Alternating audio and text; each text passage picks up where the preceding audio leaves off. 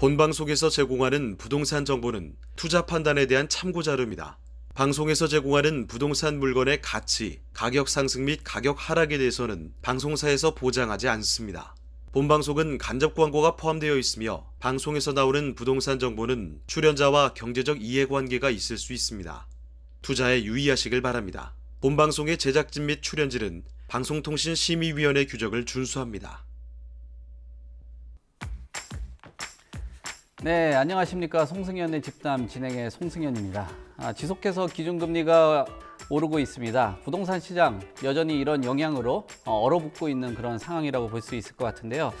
내 집 마련을 생각하셨던 분들 역시나 유보로 전환을 하면서 매수 심리가 크게 위축이 됐고 또 거래 자체가 거의 이루어지지가 않고 있습니다. 그래서 새로운 부동산의 투자처에 대한 인식도 상당 부분 바뀌고 있다고 볼 수 있을 것 같은데요. 오늘 송승연의 집담에서 특별한 분과 함께 또 특별한 이야기 나눠보도록 하겠습니다. 빌딩숲 안유런 대표 모시고 빌딩 투자에 대한 다양한 사례와 함께 코로나 시대에 변화된 상업용 부동산 현황 그리고 또 누구나 꿈꿔왔던 건물주가 되는 이야기 투자와 투자처 노하우 이야기 나눠보도록 하겠습니다. 송승연의 집담 시작하겠습니다. 송승연의 집담 시작하겠습니다. 오늘은 스튜디오에 안유런 빌딩숲 대표 모시고 이야기 나눠보도록 하겠습니다. 안녕하세요. 안녕하세요. 네, 간략하게 소개 좀 부탁을 드리겠습니다. 네, 빌딩숲 대표 안유런입니다. 빌딩숲은 강남구 청담동에 위치한 빌딩 거래를 전문으로 하는 기업입니다. 네, 어떻게 하시다가 빌딩 관련된 사업을 시작을 하시게 되셨나요? 어렸을 적까지는 흔히 부동산 하면 일반 복덕방 이런 것밖에 저 또한 몰랐고 아무런 것도 몰랐는데 우연히 강남에 한번 나와보게 됐어요. 네. 근데 초고층 빌딩들 이렇게 즐비한 모습들을 보니까 와, 이런 건물들은 과연 누가 소유하고 있는 걸까? 월급을 아무리 모아도 집 한 채 갖기 힘든 이 세상에서 소유주가 빌딩주가 되려면 어떻게 해야 될까? 이런 것들에 대한 궁금증에 부동산 공부를 시작하게 됐고 열심히 공부한 끝에 24살이었죠. 그때 공인중개사 자격증을 취득하고 빌딩 업계에 입문하게 됐습니다. 네, 24살 때 보통 부동산 하면은 아파트다, 주택시장이다 이런 것들을 하는데 과감하게 빌딩이라는 거는 거래에 대한 비용 자체도 비싸고 또 소위 말하는 약간의 좀 두려움도 있었을 거라고 생각을 하는데 24살에 참 상업용 부동산 중에서도 초고가, 최고가의 상품인 빌딩을 한다는 게 참 대단한 그 담력이 필요했을 텐데 첫 거래나 계약은 어떻게 이루어졌었나요? 그런 재미있는 이야기, 에피소드가 좀 있을까요? 저도 물론 처음에는 아무것도 몰랐기 때문에 이제 부동산 시장에 취업을 해야겠다 해서 이제 자격증을 취득을 했고 내가 이제 어디서 일할 수 있을까 긴 고민 끝에 강남에서 빌딩 시장을 주도하는 기업에 가서 일을 하게 되면은 이런 건물주분들을 만나보게 되지 않을까, 건물주들을 만나려면 어떻게 해야 될까라는 궁금증에 시작을 하게 됐고요. 첫 계약까지는 아무래도 많은 시간이 좀 소요가 됐어요. 일반적인 원룸이나 투룸, 방 소개하는 게 아니라 아무래도 고액의 자산가분들을 상대해야 되기 때문에 법률적인 지식이라든지 부동산 지식이나 세무적인 지식이나 다방면으로 익혀야 됐기 때문에 처음 계약까지는 약 한 1년 정도는 소요됐던 것 같습니다. 네, 보통 이제 계약을 쉽게 하시는 분들도 있거든요. 업계에 들어와서. 그런 분들 같은 경우는 첫 계약을 주먹구구처럼 하다 보면 그게 또 습관이 됐는데 오히려 오랜 시간 동안 계약하는 시간이 소요가 되다 보니까 내공을 쌓는 탄탄한 시간이 되지 않았나라고 생각이 되네요. 근데 어쨌든 모셨으니까 빌딩에 대해서 궁금해 하시는 분들도 많고 또 최근 들어서 연예인 분들이 빌딩들을 좀 거래를 하다 보니까 이슈도 많이 됐다라고 하는데 좀 전에 빌딩을 전문적으로 하신다고 말씀을 주셨어요. 네. 그 빌딩도 범위가 다양할 것 같은데 어떤 범위까지 그 취급을 하시고 다루고 있는지 좀 궁금하거든요. 다양하죠. 저희 회사에서는 주로 서울 전 지역까지는 거래를 다 하고 있고요. 넓게는 수도권까지 거래를 하고 있고 금액적으로는 적게는 10억대부터 많게는 수백억대 이상까지 거래를 하고 있고요. 흔히들 생각하시는 빌딩이라는 형태의 건물들은 모두 포함이 되고 다시 건물을 새롭게 지어야 되는 빈 땅들, 나대지라고 부르죠. 그리고 다세대 주택이나 다가구 주택들, 흔히들 생각하시는 그런 빌라 형태의 그렇죠. 건물들을 매입을 해서 리모델링을 한다든지 대수선을 한다든지 재건축을 한다든지 할 수 있기 때문에 일반적인 빌라 형태의 건물들까지 모두 포함하고 있습니다. 네, 참 범위를 다양하게 하고 계신 것 같은데 뭐 소위 말하는 그 꼬마 빌딩 있잖아요. 네. 그런 꼬마 빌딩에 대한 관심이 뜨거웠던 것도 사실이고 저도 업계에 있다 보면은 꼬마 빌딩 어떻게 하면은 살 수 있냐, 돈이 많이 드는 거 아니냐라고 또 생각들 하시는데 아무래도 빌딩을 다루다 보니까 뭐 꼬마 빌딩에 대한 문의는 당연히 있을 테고 또 그거에 대한 설득을 해줘야 될 거 아니에요. 그 빌딩을 살려고 하시는 분들, 뭐 이런 분들에 대한 니즈 파악이나 뭐 이유는 들어보는 것들이 어떤 것들이 있을까요? 흔히들 수백억 대까지 가시는 분들은 워낙 자산이 많으시기 때문에 별도로 두고요. 보통 아파트 투자나 빌라 투자들 하시려는 분들이 현금 몇 억을 가지고 투자하시려는 분들이 많이 계세요. 네. 네, 그런 분들이 궁금증이나 아니면 어디서 들어서 문의를 주시는 분들이 많이 계신데 흔히 빌딩을 사려고 그러면 수십억이 필요하다 네. 이렇게들 알고 계신데 물론 맞는 얘기지만 현금이 한 6, 7억 정도 네. 있으셔도 물론 꼬마 빌딩에 진입이 충분히 가능하시거든요.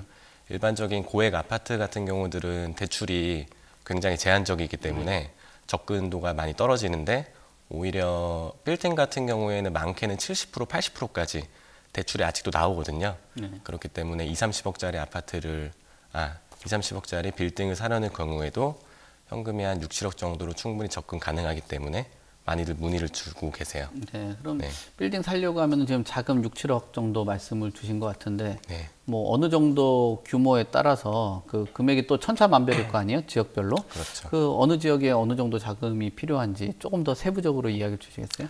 물론 흔히 주로 투자 유망 지역으로 보이는 강남권 같은 경우는 사실상 한계는 있어요. 강남에서 꼬마 빌딩으로 불리는 건물들은 대부분 100억 가까이 네. 되는 경우들도 많고 요새는 가격들이 너무 오른 터라 100억 이상대의 건물도 아직도 꼬마 빌딩이라고 거래가 되는데 근데 일반적으로 좀 괴리감은 있죠. 일반 분들에겐. 그래서 2, 30억대 혹은 이제 3, 40억대까지 꼬마 빌딩을 가시는 분들은 강남권은 사실 힘들고요. 네. 주로 이제 홍대 쪽이나 연남동, 망원동. 여기 가깝네요, 여기서. 예, 그렇죠. 사러 가면 또 금방 갈 수도 있는데 강남권은 사실 힘들고 주로 이제 강남 외 지역, 네. 서울권에는 포함이 되죠. 네. 그런 이제 숨은 보석들을 찾아내는 게 관건이라고 할 수 있겠습니다. 네, 그 관건인데 건물주가 되고 싶어 하시는 분들, 이런 분들이 있으면은 관심을 계속 가질 필요가 있을 거 아니에요. 건물주가 나는 돼보고 싶다. 이런 생각을 가지신 분들에게 어떤 거에 좀 관심을 가져라라고 말씀을 주시겠어요?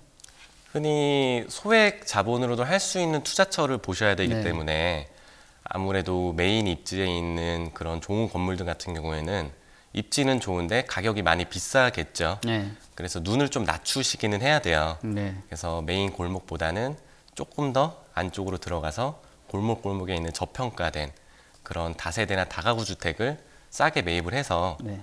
간단하게 리모델링이나 잘 꾸며만 놔도 이제 임차 문의는 들어오거든요. 네. 그런 식의 형태로 숨은 보석을 찾아서 다시 상품화를 해서 네. 할 수 있는 그런 투자 형태로 많이 보셔야 될 것 같습니다. 네. 그 말씀하신 거 보면 저희가 이거 촬영하는 데가 지금 그 합정동인데요. 합정역.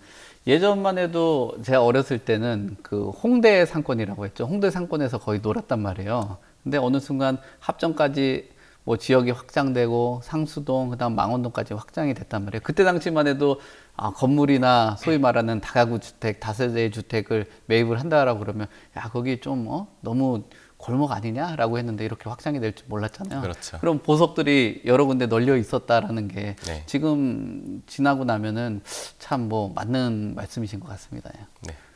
그 말씀하시는 거 중에서 그러면은 뭐 제가 이 주변 지역들 말씀을 드렸었는데 투자 사례에 대해서도 좀 궁금하기도 하거든요. 네. 그 뭐 업계에 있다 보면은 뭐 좀 재밌는 에피소드나 사례 또 소위 말하는 그 대박이 났다라는 사례 뭐 이런 것들도 좀 있을까요? 성공 투자 사례를 제가 자료를 보면서 좀 말씀드리면 다양한 사례들이 물론 많이 있는데요. 대표적으로 첫 번째 사례는 모 대표님께서 이제 역삼동에 위치한 5층짜리 다가구 주택을 네. 2021년도에 64억에 매입을 했어요. 네. 매입을 하고 이제 임차인들을 모두 내보내고 주택으로 되어 있던 용도를 근린생활시설로 용도 변경을 한 뒤에 약 4억 정도 들였습니다. 네. 4억 정도 들여서 리모델링을 하고 나서 매입 후 리모델링하고 재매각까지 약 1년 정도가 소요됐던 걸로 네. 알고 있는데요. 1년 만에 50억 정도 차익을 내서 120억에 매각을 한 사례가 있었어요. 실제로 투입한 금액 대비는 약 2배 이상의 시세 차익을 냈던 경우가 있었고, 대표적으로 두 번째 사례를 하나 더 말씀드리면 논현동에 위치한 다세대 주택으로 되어 네. 있는 4층짜리 주택이었습니다. 이 경우에도 21년도에 매입을 했는데 57억에 매입을 해서 이 경우도 마찬가지죠. 주택을 모두 근린생활시설로 용도 변경을 마무리한 뒤 1년 만에 매각을 했는데 78억에 매각을 했습니다. 시세 차익만 20억 정도였고 실제 투입한 금액 대비 보면 이 경우도 100% 이상의 수익을 금방 낼 수 있었던 사례인데요. 이렇게 현재는 낡은 주택으로 볼품없어 보일 수 있는데 저평가의 주택을 매입을 해서 간단하게 리모델링이나 아니면 임차인들을 명도를 해서 이제 용도 변경을 하게 되면 수요도가 많이 달라져요. 선호도가 많이 높아지기 때문에 이렇게 금방 단기에 시세 차익을 낼 수 있었던 사례들도 많이 있습니다. 네.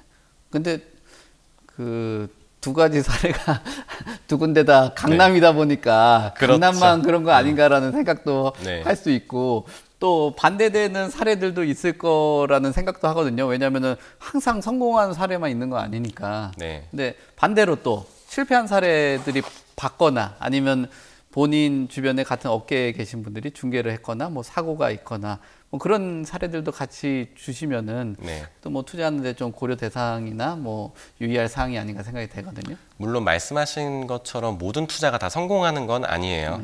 대표적으로 실패 사례를 제가 한 가지 가져와 봤는데 민감한 부분이기 때문에 간략하게만 말씀드리면 네. 서울의 모 건물이었는데 6% 이상 수익률이 나왔던 고수익형 건물이었습니다. 이 경우에는 투자자분께서 매입이 처음이셨는데 맹목적으로 높은 수익률만 보고서 투자를 해서 실패했던 사례였던 것 같아요. 자루형 토지라고 하죠. 네. 망치 모양처럼 생긴 좁은 입구에 들어간 안쪽에 박혀있던 토지였는데 수십 개의 다양한 원룸들로 구성이 돼 있었고 높은 수익률로 구성이 돼 있었는데 실제로 매입을 하고 나니까 실제 그 수익이 안 나왔던 거죠. 관리도 너무 힘들었고 계속해서 공실이 생기니까 급한 마음에 바로 내놨지만 팔리지가 않았습니다. 그래서 울며 겨자 먹기로 수억을 내려서 겨우 처분하고 나온 사례도 있습니다. 네. 관리 공실 말씀하셨잖아요. 그러니까 무조건 산다고 해가지고 빌딩이라고 다 오르는 건 아닌 거 아니에요. 그렇죠. 그러니까 빌딩 살 때도 이런 관리적인 부분, 공실적인 부분 고려를 해야 되는데 그 외에 또 주의를 해봐야 되는 점들 뭐가 있을까요? 관리 부분도 중요한데 제가 대표적으로 말씀드렸던 수익률에 좀 주목을 하셔야 돼요. 네. 수익형이라고 한다면 단순하게 현재 수익률이 많이 나온다고 해서 맹목적으로 접근하시면 절대 안 됩니다. 왜냐하면 거짓적으로 세팅되어 있는 수익률도 많이 있거든요. 대표적으로 리스백이라고 하죠. 네. 현재 건물주가 매각을 하면서 다시 임차인으로 들어오게 되는 형태인데 매각에 대한 금액에 대한 높은 금액을 받기 위해서 일부러 시세보다 한 1,000만 원 또는 몇백만 원 더 높은 임대료를 제시해서 매각하는 사례들이 있습니다. 이런 경우들은 소유주가 좀 나쁜 마음으로 네. 몇 개월 동안 일부러 임대료를 밀리고 억지로 나가는 경우들이 많이 있는데 그렇게 됐을 때는 이 똑같은 수익률을 절대 못 맞추거든요. 그렇기 때문에 현재 수익률이 당장 많이 나온다고 해서 바로 매입을 할 건 아니고요. 주변의 임대 시세나 정확한 상권 분석을 통해서 정확한 조사를 통해서 매입을 하는 게 중요할 것 같습니다. 네. 그러니까 수익률에 너무 혈안이 돼가지고 그 건물을 바라보지 말아라 뭐 이렇게 말씀을 하신 것 같은데, 또 그리고 뭐 아까 말씀하신 뭐 리스백 형태로 돼서 뭐 매각한 그 건물주가 임차로 들어오는 경우가 있다. 뭐 조금 다른 경우기도 한데 주택시장에서 보면 요즘에 깡통 전세에 대한 얘기들이 많잖아요. 네. 완전 깡통 빌딩이 되는 그런 경우들도 생길 수 있을 거라고 생각되는데, 그러면은 이런 뭐 주의점이나 관리 또 수익률 제외하고 어떤 시각으로 봐야지 이 건물은 참 좋은 건물이다 뭐 이렇게 생각을 하고 판단을 할 수 있을까요? 우선 가장 중요한 건 입지가 네. 가장 중요하다고 생각됩니다. 흔히들 입지가 좋다라고 하면 역세권에 위치한 건물을 입지가 좋다라고 생각하실 수 있는데 물론 틀린 말은 아니에요. 근데 같은 역세권이라도 어디 역출구로 나와서 주로 어디로 이동하는 동선이 주요 유독 인구가 많은지 이런 것들에 따라서 역 출구마다도 천차만별로 달라지거든요. 이렇듯 입지도 가장 중요하고요. 그리고 반대로 수익률이 현저히 안 나오더라도 이 건물을 매입해서 리모델링을 한다든지 아니면 다시 짓는다든지 여러 가지 개발을 통해서 수익률을 얼마나 극대화할 수 있는지가 중요할 것 같습니다. 좀 전에 입지 말씀하셨잖아요. 지금 코로나가 벌써 3년째 접어들고 있어요. 그래서 상업용 부동산 또 빌딩 이런 곳들도 소위 말하는 그 입지가 변했다, 지형이 변했다라고 이야기를 하고들 있는데 그 상업용 부동산이 코로나 3년 동안 어떻게 변했고 시장 환경이나 동향들은 어떻게 변했다고 보세요? 사실 코로나가 3년째 이어지고 있는데 저희 부동산 투자 쪽에서는 사실 호황이었어요. 그래요? 네, 대부분 혼자 돈 다들 힘들다 그러는데 혼자 돈 벌고 계신 거였어요? 대부분 안타까운 이야기지만 대부분의 임차인분들께서 많이 어려움을 겪으셨죠. 네. 이제 거리두기 제한 등이나 영업 제한 등으로 인해서 많이 상권이 주춤한 건 사실인데요. 네. 하지만 요새는 고금리세로 인해서 많이 주춤하고 있는 건 사실입니다. 네.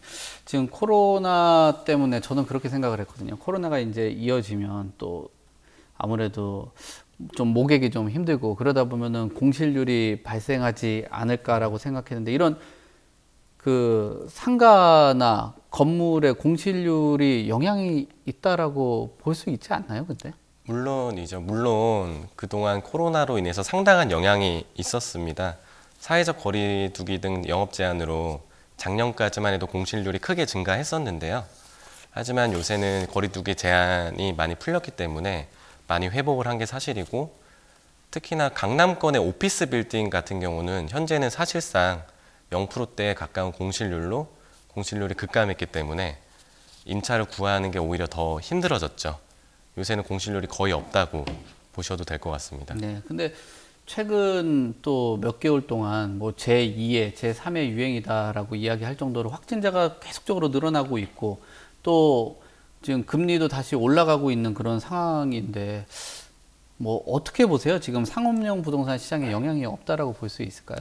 현재 코로나가 다시 늘고 있기는 한데요. 현재 코로나로 인한 영향은 사실상 소강 상태라고 네. 보셔도 될 것 같고요. 말씀하신 것처럼 코로나보다는 금리 인상으로 인한 영향이 더 중요하다고 볼 수 있습니다.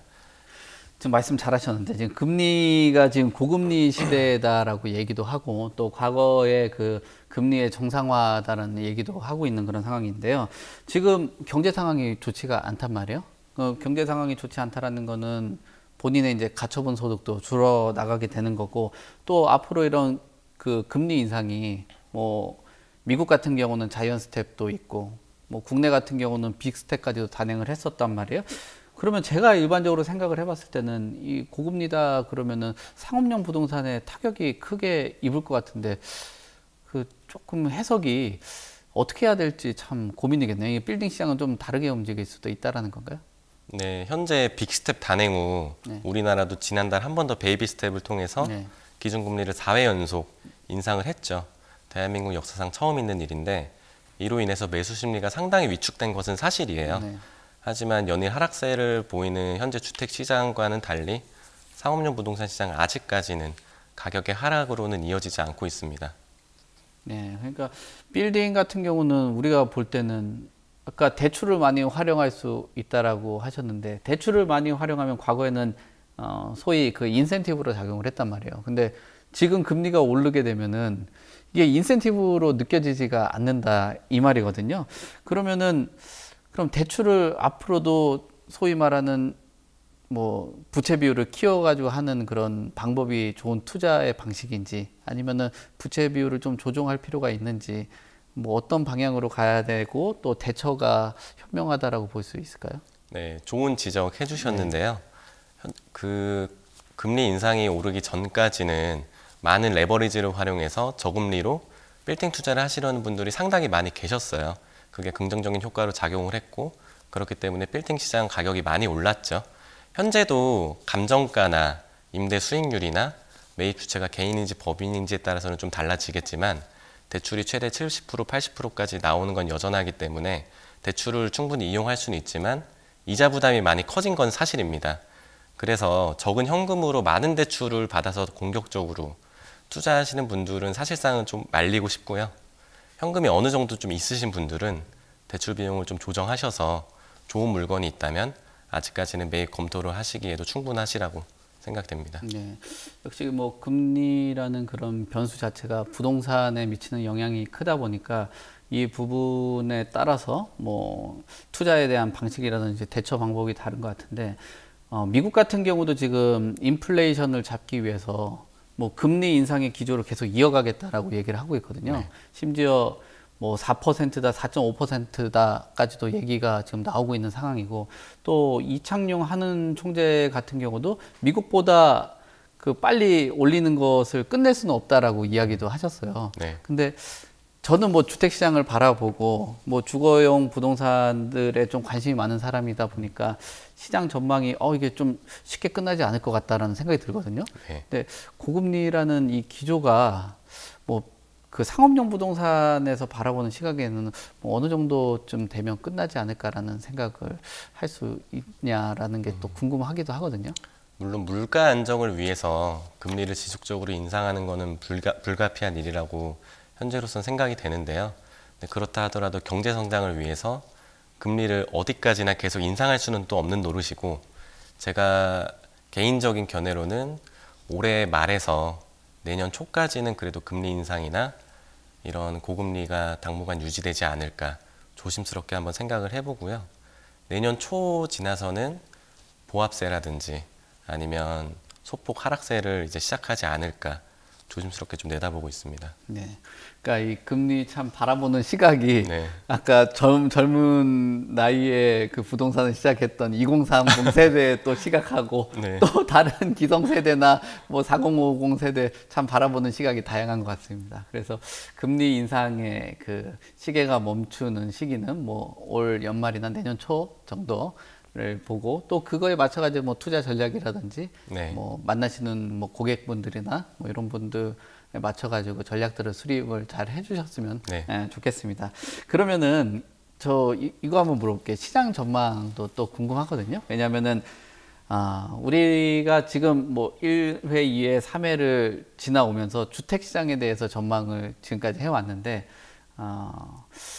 글쎄요, 이제 상업용 부동산에 대한 그 전망도 같이 한번 해보아야 될 것 같다라는 생각이 저는 문득 들었거든요. 그러니까 상업용 부동산 전망, 뭐 솔직히 좀 솔직하고 또 개인적으로는 어떻게 보십니까, 앞으로? 현재 상업용 부동산 시장으로만 좀 말씀을 드려보면 제가 봤을 때는 앞으로 더 양극화 될 것 같습니다. 주요 지역으로는 앞으로 꾸준히 계속 더 오르고요. 그렇지 못한 비선호 지역은 보합을 유지한다든지 소폭 하락세를 이어간다든지 이런 형태를 띄울 것 같기 때문에, 물론 많은 대출을 절대 권유하는 건 아니지만 현금이 어느 정도 있으신 분들께는 현재가 곧 기회가 되실 수 있고, 주요 지역의 위주로 투자를 보시는 게 현명하신 대처라고 생각이 됩니다. 네. 주요 지역이라고 말씀하시는 지역들이 뭐 대표적으로 뭐 강남권 뭐 이런 지역들이 되겠죠? 주로 예나 지금이나 사실 마찬가지긴 한데요. 네. 1순위를 당연히 강남권으로 꼽고요. 네. 요새는 주로 몇 년 동안 주요 투자 지역으로 많이 주목을 받았던 성수동도 아직까지도 주목을 해보셔야 되는데, 물론 몇 년 동안 가격이 많이 올랐죠. 강남 못지않게 많이 올랐기 때문에 현재는 비싼 가격을 띄고 있는 건 사실인데, 아직 그 가격 상승의 여지나 개발의 여지 등이 많이 남아있기 때문에 강남권과 함께 같이 주목해 보셔도 좋을 것 같고요. 하나 더 꼽자면 토지 활용도가 굉장히 높은 중공업 지역이죠. 성수동도 개발 활용도가 굉장히 높았기 때문에 주목받았던 몇 가지 이유 중에 하나가 있었는데, 마찬가지로 같은 중공업 지역 위주로 되어 있는 영등포 지역도 같이 꼽고 싶습니다. 네. 그러면 지금 그 현재 시점에서도 뭐 여전히 빌딩을 사는 게 좋은 선택이라고 보시는 건가요? 물론 많은 주의가 필요한 건 사실입니다. 그래서 많은 대출을 통한 무리한 투자는 절대 권하지 않고요. 현재 투자 쪽보다는 어느 정도 현금이 많이 가지고 계신 분들께는 주요 지역에 좋은 건물이 나왔다면 투자 쪽으로 한번 긴 검토 끝에 보셔도 좋을 것 같습니다. 네.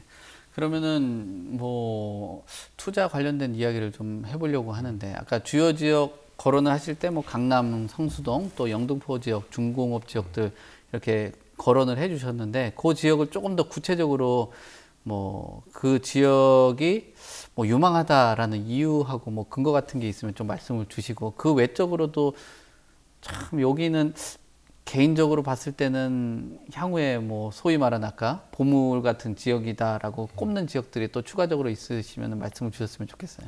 주요 지역 대표적으로 일단 강남권 먼저 말씀드리면 네. 풍부한 인프라가 이미 갖추어져 있고 항상 많은 수요들이 유입되고 있기 때문에 가격이 떨어지기는 사실 쉽지는 않아요. 물론 옛날에는 살짝 주춤해서 압구정 로데오가 한번 주춤했기 때문에 떨어졌던 사례는 있지만 반대로 지금은 많은 다시 유입을 통해서 상권이 다시 두터워지고 있고 말씀드렸던 것처럼 성수동이나 영등포 지역도 많이 추천을 하는데요. 일반적으로 주요 지역 외에 또 흔히들 생각하는 대표적인 상권인 합정이나 홍대 쪽이나 뭐 연남동, 이태원, 종로 쪽도 대표적인 상권으로 예를 들 수 있는데 그 중에서도 좋은 입지에 좋은 건물의 형태가 나와 있다면 같이 보셔도 충분히 투자 쪽으로도 고민해 보실 법할 것 같습니다. 네. 아까 말씀하신 것도 보면은 보통 건물을 사게 되면은 아무래도 뭐 유동인구라든지 산업 일자리 수들을 보게 되잖아요. 그러니까 강남 같은 경우는 뭐 서울권 안에서도 가장 뭐 일자리가 많은 지역으로 뽑히고 또 말씀하셨던 성수동하고 영등포 중공업 지역 말씀하셨잖아요. 네. 그러니까 소위 말하는 용적률이라는 게 400%이기 때문에 토지를 활용을 하고 뭐 바닥 면적이나 이런 것들을 조금 더 활용을 할 수 있다 보니까 뭐 임대 수익이나 향후에 또 개발을 했을 때 뭐 이런 이점들이 작용을 한다라고 볼 수 있고, 네, 그죠? 그렇죠. 또 합정 홍대 같은 경우도 뭐 역시나 그 젊은 사람들이 만들어가는 어떤 문화나 컨텐츠들이 있는 지역이다 보니까 역시 유망한 지역이 아닌가라고 생각되네요.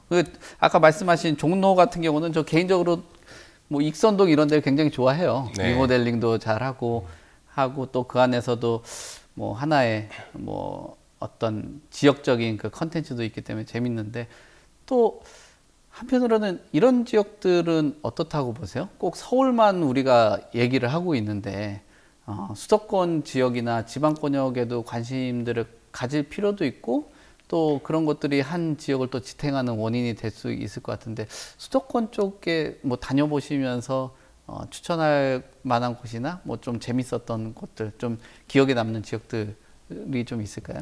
물론 투자 유형이 무조건 서울로만 일어나는 건 아닌데요. 그러니까 뭐 돈을 네. 다 서울로 싸들고 올 수도 없는 거고. 네. 대부분 이제 임대 수익형을 보시느냐 네. 아니면 수익률이 좀 저조하더라도 시세 차익을 목적을 위한 투자 목적으로 보시냐에 따라 좀 갈리실 것 같아요. 아무리 지금 강남이 유망하다고는 하지만 수익률만 단편적으로 보게 되면 1%대, 많게는 2%대가 아직까지는 한계거든요. 하지만 수익형으로 보시게 되면 서울 외지역, 수도권으로만 나가게 돼도 5%대, 6%대도 아직도 있습니다. 네. 그래서 안정적인 임대 수익을 원하고자 하시는 그런 분들께는 수익형 건물로 수도권까지도 보시는 게 맞으실 수도 있는데, 근데 아무래도 투자를 하시려는 많은 분들의 수요가 서울, 그중에서도 강남권에 많이 몰려 있다 보니까 수익률은 많이 나오는데 가격은 3년 전이나 지금이나 그대로인 경우들이 많더라고요. 그래서 수도권 같은 경우에는 안정적인 수익형으로 보시는 분들은 적합하실 수 있는데 공격적으로 차익을 보겠다 하는 분들은 좀 힘드실 수가 있습니다. 네. 그럼 반대로 추천을 안 하는 지역들, 또 이 지역은 최근 들어서 조금 리스키하다라고 생각되는 그런 지역들도 좀 있을까요? 보통 제가 어느 지역을 콕 집기에는 네. 다소 좀 부정적인 얘기라 조심스럽긴 한데 네. 대부분 무슨 리단길이라든지 네. 반짝 떠서 테마성으로 보는 그런 상권 같은 경우에는 네. 많은 주의를 좀 요하셔야 돼요. 일반적으로 그런 상권을 이동한다든지 네. 여러 가지 갑자기 반짝 떠서 무슨 리단길이라든지 무슨 뭐 테마가 갖춰진 상권들은 금방 반짝 떴다가 흥하다가 이제 좀 질 수 있기 때문에 그런 분들은 좀 많이 주의를 하셔야 됩니다. 네. 소위 말하는 그 젠트리피케이션이라고 하잖아요. 그렇죠. 그 지역들의 상당 부분 임대료가 올라가고 또 거기에 기존에 있었던 상인들이 떠나면서 뭐 소위 말하는 프랜차이즈 업체들이 들어와서 상권이 좀 망가지게 돼버리는 네. 거죠. 그러면은 그 지역에 아까 얘기한 그 컨텐츠를 잃어버리는 그런 문제점들로 생길 수가 있는 그런 상황인데 그 리단길 근데 자꾸 리단길 없앤다고 그 투자하지 말아라 해도 뭐 네. 자꾸 무슨 길 만들긴 계속 하던데 생겨나죠. 네, 요즘에 또 떠오르는 그런 길이 좀 있어요. 뭐 저 물레동에도 있는 것 같고 신림동에도 좀 있는 것 같은데 이름이 네. 뭐였는지 갑자기 생각이 안 나요. 처음에는 보통 이제 경리단길이 많이 주목을 받았었죠. 보통 이제 이태원이라고 하면 이태원역 근처에 네. 있는 상권들만 많이 주목을 받다가 경리단길이 뜬다 그런 식으로 해서 가격이 많이 올랐었던 건 사실인데 얼마 가지 못했어요. 네. 한 1, 2년 만에 꼭지점에서 사신 분들은 가격을 많이 내려놔도 제 가격을 받지 못하고 그래서 안 팔리는 경우들도 많았고 거기에 더 번져서 해방촌길도 그렇죠. 많이 주목을 받았었는데 아무래도 지금은 좀 고여있는 상태긴 하죠. 아무래도 입지가 주변에 이런 역세권이나 아니면 대부분 길이 많이 가파르기 때문에 저도 한번 다녀보니까 너무 힘들어요. 올라갈 때 너무 힘들고 대표적으로 입지 자체가 쭉쭉 뻗어나가지 못하다 보니까 아무래도 좀 길게 가기에는 좀 한계가 있지 않았나 싶습니다. 네. 그러니까 뭐 저희 때만 해도 가로수길 네. 그거 비슷한 거 서울에 서울대 입구 쪽에 너무 샤로스길, 많죠. 예, 망리단길. 예, 요즘 저기 흑석동도 최근에 뭐 흑리단길이라고 하더라고요. 네. 참 이런 길들이 있는데 요즘에는 좀 조심할 필요가 있는 그런 투자처고 뭐 지역이다라고 말씀을 주신 것 같은데 마지막으로 건물을 살 때 뭐 짚어봐야 되는 것들 뭐 이런 것들이 있다 또 유의사항들이 있다 이런 것들을 좀 말씀 주시겠어요? 대표적으로 좀 나눠보자면 아무래도 부동산 투자기 때문에 입지를 가장 우선적으로 보셔야 되고요. 그 다음에도 초반에 말씀드렸던 수익률. 당장에는 수익률이 저조하더라도 내가 이 상품화를 통해서 얼마만큼 수익률을 극대화할 수 있는 입지의 건물인지 그런 상태인지 투자적인 측면으로 봤을 때는 그런 부분들을 좀 주의하셔야 되겠고 거래를 할 때의 주의사항 같은 경우에는 등기사항 전부증명서, 흔히 등기라고 하죠. 등기부등본을 꼼꼼히 살펴보시고 가처분이나 가압류나 가등기 같은 소유권 이전에 제한이 되는 그런 것들은 있지는 않은가. 또 하나 건물 현황도 좀 중요하게 살펴보셔야 되는데요. 중대한 하자가 있다든지 그런 것들을 처음에는 모르고 지났다가 매입하고 나서 예상치 못한 비용 발생이 크게 발생될 수 있기 때문에 그런 부분들도 이제 사전에 많은 체크가 필요합니다. 네, 알겠습니다. 지금 오늘 뭐 전체적으로 이야기들 많이 한번 나눠봤습니다. 그러니까 빌딩을 전문적으로 거래를 하시다 보니까 꼬마 빌딩에 대한 이야기들 좀 나눠보시면서 그래도 뭐 금리가 이렇게 높은데도 아직도 수요들이 있을 거라는 생각들도 꾸준히 하고 계신 것 같고 또 금리 인상의 시계가 멈추는 그 시기 그것도 뭐 올 연말이나 내년 초 정도를 보시면서 빌딩 시장에 접근을 계속적으로 하고 있습니다. 그리고 또 코로나가 3년째 이어져 오면서 결국 상권에 대한 그 지형도 상당 부분 많이 바뀌었다라고 하는데 이게 참 어떻게 보면은 뭐 가슴 아픈 일일 수도 있고 또 한편으로는 또 투자의 또 새로운 패러다임이다라고도 볼 수 있었던 것 같아요. 좀 임차인들이 굉장히 고통스러워 하는데 그래도 또 하나의 뭐 상업용 시장에서는 뭐 활발하게 거래가 있었던 주택시장과 좀 다른 그런 상황들을 볼 수 있었다라고 볼 수 있을 것 같습니다. 그리고 시장에 대한 전망도 하셨습니다. 그러니까 주택시장 같은 경우도 최근에 인플레이션을 잡기 위한 목적이다 또는 집값을 잡기 위한 목적이다 여러 엇갈린 시선들이 있는데요. 그래도 상업용 부동산에 대해서는 뭐 아직 그 시장 자체를 부정적으로 보지는 않고 계신 것 같고요. 주요 추천 지역도 말씀을 해주신 것 같습니다. 역시나 여전한 것 같아요. 뭐 서울 안에서도 강남 지역에 대한 강세, 또 젊은 수요들이 좋아하는 성수동, 또 중공업지의 대표적인 지역, 뭐 영등포 이 지역 같은 경우는 소위 말하는 토지의 활용도가 높은 용적률을 활용을 할 수 있었던 것 같고요. 또 합정, 홍대, 종로 등 젊은 세대들이 좋아하는 이런 지역들도 추천을 해주셨습니다. 주요 지역 외에 또 투자를 하면 안 되는 지역들 보시면은 대표적으로 땡땡길, 땡땡 뭐 이런 곳들 계속 얘기를 해주신 것 같습니다. 그리고 건물 사셔야 될 때는 뭐 법률적인 부분이라든지 이런 부분들 같이 한번 짚어보시면은 좋을 것 같습니다. 그래서 24살 때 부동산을 시작을 하시면서 뭐 나름 탄탄한 기반을 갖춰 오신 그 안유런 대표님께 참 다양한 얘기를 좀 많이 들어본 것 같습니다. 자, 이상으로 송승연의 집담 마무리하도록 하겠습니다. 다양한 말씀 전해주신 안유런 대표님 감사합니다. 감사합니다.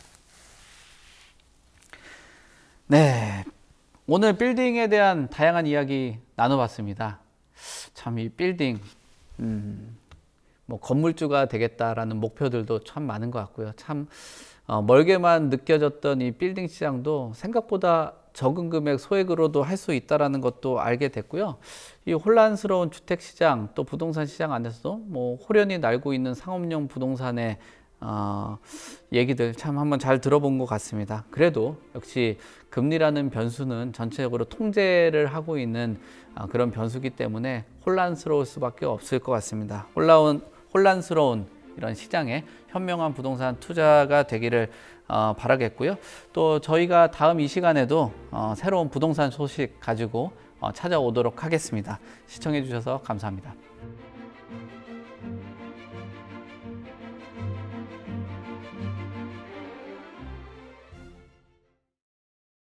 본 방송에서 제공하는 부동산 정보는 투자 판단에 대한 참고 자료입니다.